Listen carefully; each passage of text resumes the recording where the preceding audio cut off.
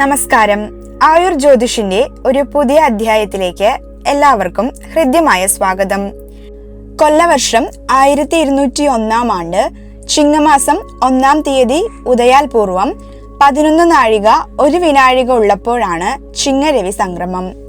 അതായത് 2025 ഓഗസ്റ്റ് 17 മുതൽ 2026 ഓഗസ്റ്റ് 17 വരെയുള്ള കാലഘട്ടമാണ് 1201 ആണ്ട് എന്ന് പറയപ്പെടുന്നത്. സാധാരണയായി ജ്യോതിഷത്തിൽ മേടം രാശി മുതലാണ് തുടങ്ങുക.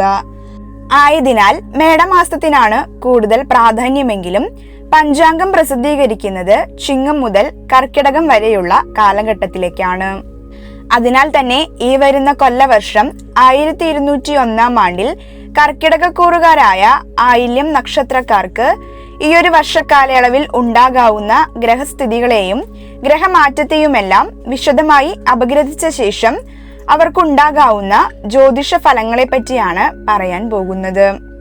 എന്നാൽ നിങ്ങളുടെ ജാതകാലുള്ള ഗ്രഹസ്ഥിതിയും ജാതക യോഗങ്ങളും നക്ഷത്രദശയുമെല്ലാം ഈ ഫലങ്ങളെ സ്വാധീനിക്കുന്നതാണ്. അതിനാൽ ജാതകവും ഗ്രഹസ്ഥിതിയും നക്ഷത്രദശയുമെല്ലാം അനുകൂലമായി വന്നാൽ മാത്രമേ ഇതിലുള്ള എല്ലാ ഫലങ്ങളും അത് നല്ലതായാലും ചീത്തയായാലും നിങ്ങൾക്ക് ലഭിക്കാൻ ഇടയാകുകയുള്ളൂ. വീഡിയോയിലേക്ക് കടക്കുന്നതിന് മുൻപായി വീഡിയോ ഒന്ന് ലൈക്ക് ചെയ്യാനും ചാനൽ സബ്സ്ക്രൈബ് ചെയ്ത് ബെൽ നോട്ടിഫിക്കേഷൻ ഓൺ ചെയ്യാനും മറക്കരുത്.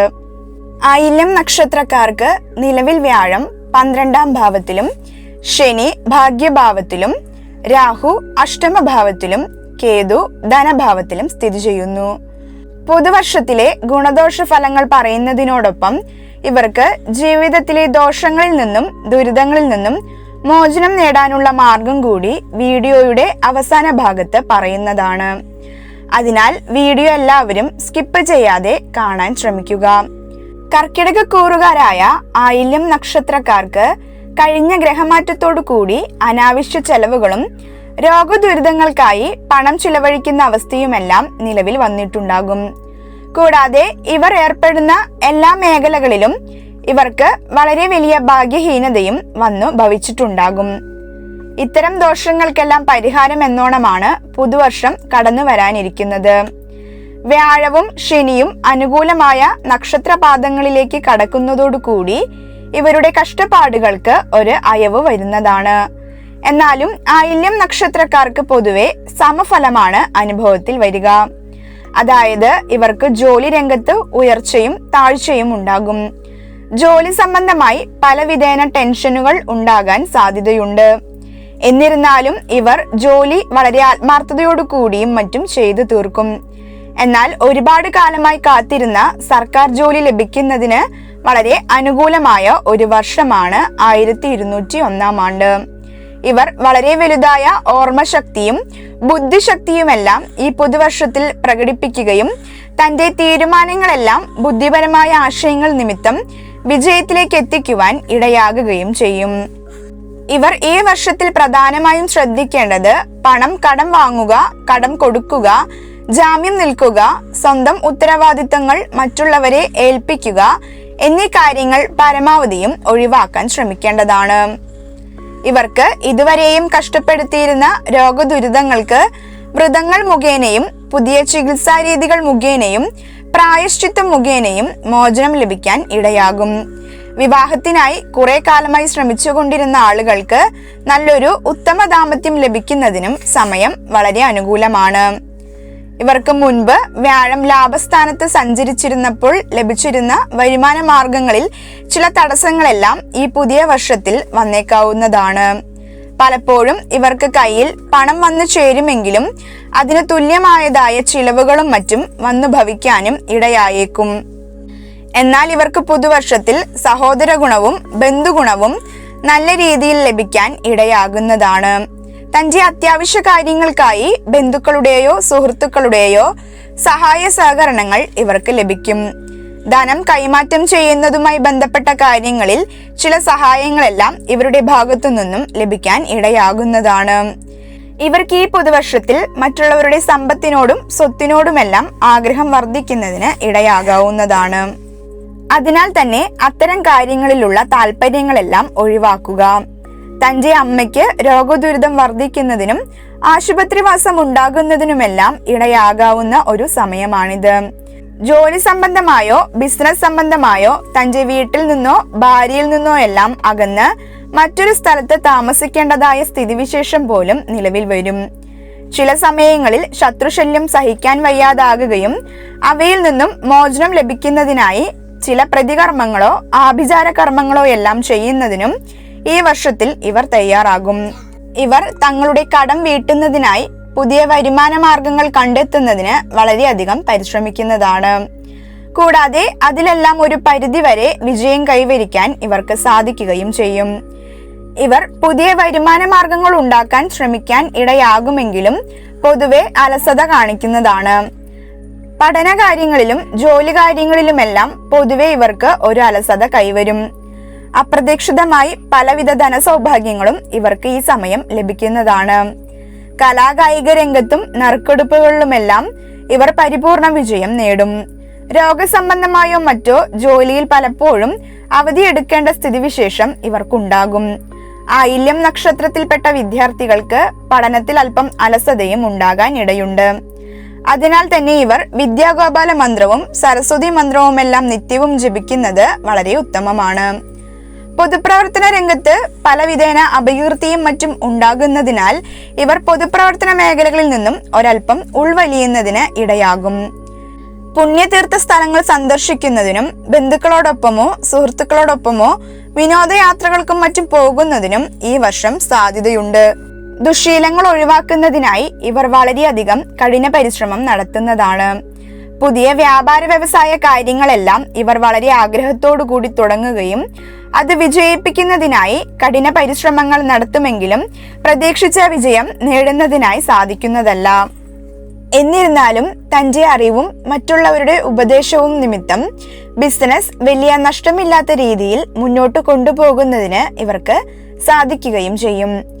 ഷെയർ മാർക്കറ്റ്, കുറികൾ മുതലായ ചില ധനാഗമ മാർഗങ്ങളെപ്പറ്റി വിശദമായി പഠിക്കുകയും അത്തരം കാര്യങ്ങളിൽ ചെറിയ തോതിൽ ഇൻവെസ്റ്റ് ചെയ്യാൻ ഇടയാകുകയും ചെയ്യുന്നതാണ്. ചില സാമ്പത്തിക നഷ്ടങ്ങളെല്ലാം തുടക്കത്തിൽ ഉണ്ടാകുമെങ്കിലും പിന്നീട് ഇവ ലാഭത്തിലാക്കിയെടുക്കാൻ ഇവർക്ക് സാധിക്കും. കൃഷി, ഫാമിംഗ്, അസംഘടിത മേഖലയിലെ തൊഴിലുകൾ മുതലായവ ചെയ്യുന്നവർക്ക് അത്ര അനുകൂലമായ ഒരു സമയമല്ല ഇത്. തൊഴിലിടത്തിൽ ചില തർക്കങ്ങൾ ഉണ്ടാകുന്നതിനും താൻ നിലവിൽ ജോലി ചെയ്യുന്ന ആളുടെ കീഴിൽ നിന്നും മറ്റൊരാളുടെ കീഴിലേക്ക് മാറുന്നതിനുമെല്ലാം പുതുവർഷത്തിൽ ഇടയായേക്കും. വീട് പണിയാനായോ സ്ഥലം വാങ്ങുന്നതിനായോ ആഗ്രഹിക്കുന്നവർ അതിനായി പരിശ്രമം നടത്തുകയും അതിന് വന്നിരിക്കുന്ന എല്ലാവിധ തടസ്സങ്ങളെയും തരണം ചെയ്ത് മുന്നോട്ട് പോകുകയും തന്റെ വീട് പണി ഒരു പരിധിവരെ നല്ല ഭംഗിയായി പൂർത്തിയാക്കുന്നതിന് സാധിക്കുകയും ചെയ്യുന്നതാണ്. കേസ്, വഴക്കുകൾ മുതലായവ ഉണ്ടായിരുന്നവർക്ക് മധ്യസ്ഥർ മുഖേന ഇവ പരിഹരിക്കുന്നതിനും ഇരു കൂട്ടർക്കും തൃപ്തികരമായി അതിൽ ഒരു തീരുമാനമെടുക്കുന്നതിനുമെല്ലാം ഈ പുതിയ വർഷത്തിൽ ഇടയാകും. കലാകായിക രംഗത്ത് പ്രവർത്തിക്കുന്നവർക്ക് തന്റെ നൂതനമായ ആശയങ്ങൾ പ്രകടിപ്പിക്കുന്നതിനും പുതിയ അംഗീകാരങ്ങളെല്ലാം കൈപ്പറ്റുന്നതിനും ഇടയാകുന്നതാണ്. സർക്കാർ സംബന്ധിയായി കോൺട്രാക്റ്റുകളും തൊഴിലുകളും ചെയ്യുന്നവർക്ക് വലിയ മെച്ചമില്ലെങ്കിൽ കൂടിയും ചില കോൺട്രാക്റ്റുകളെല്ലാം ഏറ്റെടുത്ത് ചെയ്യേണ്ടതായ സ്ഥിതി ഉണ്ടാകും. ഇവരുടെ ബുദ്ധിപൂർവമായ പ്രവർത്തനം കൊണ്ട് മറ്റുള്ളവരിൽ നിന്നും പലവിധേന പ്രശംസ ലഭിക്കുന്നതിനും ഇടയാകും. കുടുംബജീവിതത്തിൽ പ്രശ്നങ്ങളും സമാധാന അന്തരീക്ഷവും ഇടകലർന്ന് അനുഭവപ്പെടുന്നതാണ്. ഭാര്യയുടെ സ്വത്ത് സംബന്ധമായ കാര്യങ്ങളിലോ തർക്കങ്ങളിലോ ഇടപെടാൻ ഇടയായേക്കും. ഭൂമിയുടെ പേരിൽ ചില തർക്കങ്ങൾ ഇവർക്ക് ഈ പുതുവർഷത്തിൽ ഉണ്ടായേക്കാം. കൂടാതെ ഭൂമി സംബന്ധമായ ക്രയവിക്രയങ്ങളിൽ വലിയ ധനലാഭം ഉണ്ടായെന്ന് വരില്ല.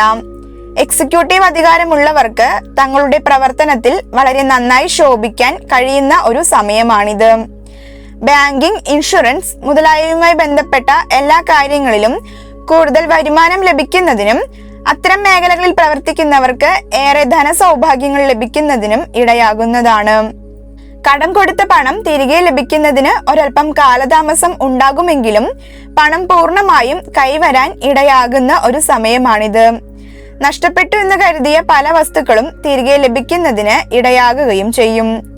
വാഹനങ്ങൾക്കും മറ്റും ചില റിപ്പയറുകളും പണച്ചിലവും ഉണ്ടാകാമെങ്കിലും പുതിയ വാഹനം വാങ്ങുന്നതിന് അനുകൂലമായ സമയമാണ്. ആയില്യം നക്ഷത്രക്കാർക്ക് ജീവിതത്തിൽ ഉയർച്ചയില്ലാത്തതിന്റെ പ്രധാന കാരണം ഇവരുടെ തീരുമാനങ്ങളുമായി ബന്ധപ്പെട്ട പ്രശ്നങ്ങളാണ്. ഇവരുടെ നക്ഷത്രപ്രകാരമുള്ള ഉപാസനാ ദേവത സർപ്പങ്ങളാണ്. അതിനാൽ തന്നെ നിത്യവും നക്ഷത്രമന്ത്രമായ ഓം സർപ്പേഭ്യോ നമ എന്ന മന്ത്രം ചൊല്ലുന്നത് ജീവിതത്തിൽ ഉണ്ടാകാനിടയുള്ള പലതരത്തിൽപ്പെട്ട ദോഷ ദുരിതങ്ങൾക്ക് ശമനം നൽകും. ജാതകത്തിലെ ഗ്രഹനില അടിസ്ഥാനപ്പെടുത്തിയും ഒരു പ്രശ്നത്തിലൂടെയും ഉപാസനാമൂർത്തിയെ കണ്ടെത്തുന്നതാണ് ശരിയായ രീതി. ആ ഉപാസനാമൂർത്തിയെ കണ്ടെത്തി അദ്ദേഹത്തെ പ്രീതിപ്പെടുത്തുക വഴി ജീവിതത്തിലെ എല്ലാവിധ ദോഷങ്ങളും മാറിക്കിട്ടും. പക്ഷെ അതിന് സാധിക്കാത്ത സാഹചര്യത്തിൽ ആയില്യം നക്ഷത്രക്കാരുടെ ഉപാസനാ ദേവതയായ ഭഗവാൻ ശ്രീകൃഷ്ണനെ നിത്യവും പ്രാർത്ഥിക്കുന്നത്, അതല്ലെങ്കിൽ മേൽപ്പറഞ്ഞ ദേവതകളുടെ മന്ത്രങ്ങളോ സ്തോത്രങ്ങളോ നിത്യവും ജപിക്കുന്നതും ജീവിതത്തിലേറെ ഐശ്വര്യങ്ങൾ തരുന്നതിന്, അതല്ലെങ്കിൽ ദോഷദുരിതങ്ങൾ മാറിക്കിട്ടുന്നതിനെല്ലാം ഇടയാക്കും. ഇത്തരം സ്തോത്രങ്ങളോ മന്ത്രങ്ങളോ നിത്യവും ചൊല്ലുന്നതിന് സാധിക്കാത്തവർ, അതല്ലെങ്കിൽ അതിനോടൊപ്പം വർഷത്തിൽ ഒരിക്കലെങ്കിലും ഗുരുവായൂർ ക്ഷേത്രത്തിൽ ദർശനം നടത്തുക. കൂടാതെ ബുധനാഴ്ചയും ആയില്യവും ഒരുമിച്ച് വരുന്ന ദിവസങ്ങൾ കലണ്ടറിൽ മാർക്ക് ചെയ്തു വെച്ച് അന്നേ ദിവസം ശ്രീകൃഷ്ണസ്വാമി ക്ഷേത്രങ്ങളിലും പ്രത്യേക പൂജകൾ ചെയ്യുന്നതും, അനുജന്മ നക്ഷത്രങ്ങളായ തൃക്കേട്ട, രേവതി എന്നീ നക്ഷത്രങ്ങളിലും മേൽപ്പറഞ്ഞ ക്ഷേത്രങ്ങളിൽ ദർശനം നടത്തുന്നതും ജീവിതത്തിലെ ദോഷദുരിതങ്ങൾ നീക്കി സമ്പത്തും ഐശ്വര്യവും പ്രദാനം ചെയ്യുന്നതാണ്. നിങ്ങൾക്ക് എൻ്റെ വീഡിയോ ഇഷ്ടമായാൽ ലൈക്ക് ചെയ്യാനും ചാനൽ സബ്സ്ക്രൈബ് ചെയ്യാനും മറക്കരുത്.